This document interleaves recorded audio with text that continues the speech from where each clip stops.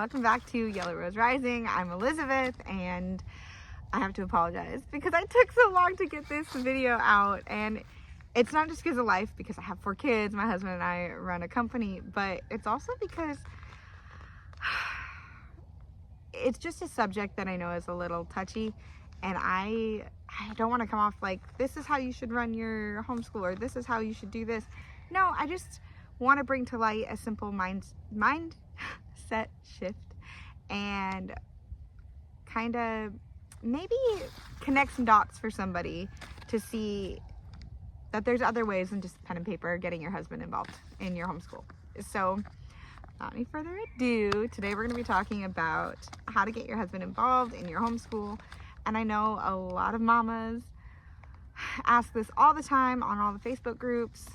They just really want their husbands to be involved, and we are so programmed to see what the public school is, and so a lot of us kind of have that creativity blocker to help and see ways that he can be involved.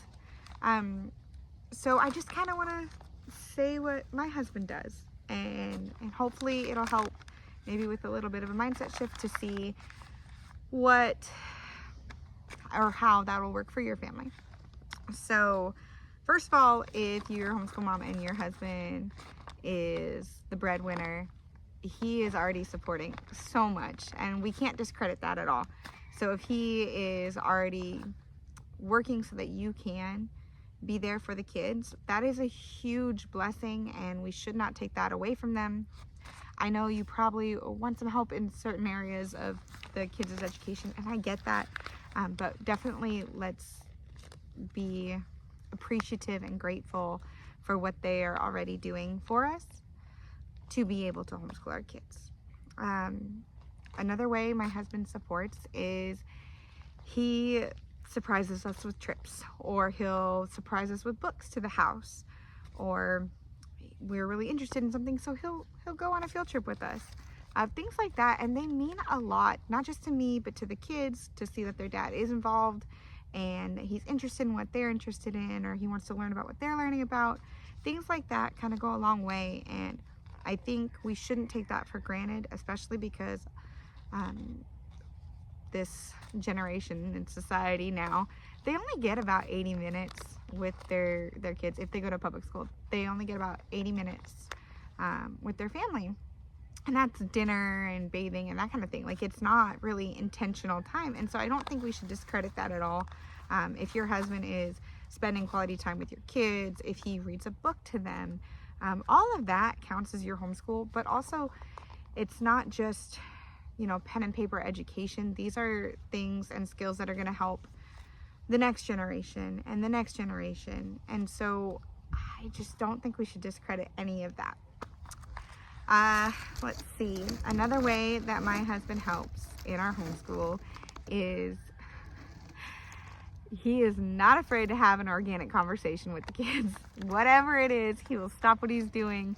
The other day, they talked about the benefits of owning your own company versus being an employee, and he sat down with them and made a list and went back and forth on what works and what doesn't, and what would work for them, and how does that look, and how do taxes play into that. And I mean, they spent like 45 minutes on this conversation while I was making dinner, and I love that he takes the time to talk to them about all of their questions and their interests. And I have a kid who wants to figure out things all the time, and so I love that he is willing to do that with them.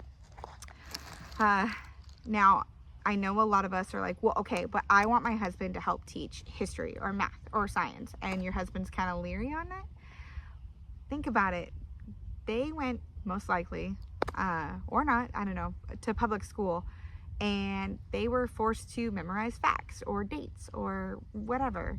So they're not really excited about learning that, and that's okay, because school and education are not the same thing. So if we want to educate our kids, we can do more hands-on things. And if you want your husband to be involved, maybe don't ask him to do the subjects that he really doesn't want to do. Maybe ask what his skill sets are, or you probably already know them, and ask him to teach the kids. my husband, every Sunday, my boys and my husband go out and they do diesel mechanics. Is that part of my curriculum? Absolutely not. Absolutely not. No, never in a million years would I have put that down on there. But it's something that my family does together, and my boys have learned how to do brakes, how to change the oil, how to grease the truck, all those things, and I have not the slightest idea how to do it. I mean, I go out there and I'll help as much as I can, but I can't even give my husband the right tool. So the fact that they know what they're doing is amazing to me, and that's a skill set that they'll have for life. And I don't have to give them a pen and paper test, because they'll know if they did it wrong, it won't work.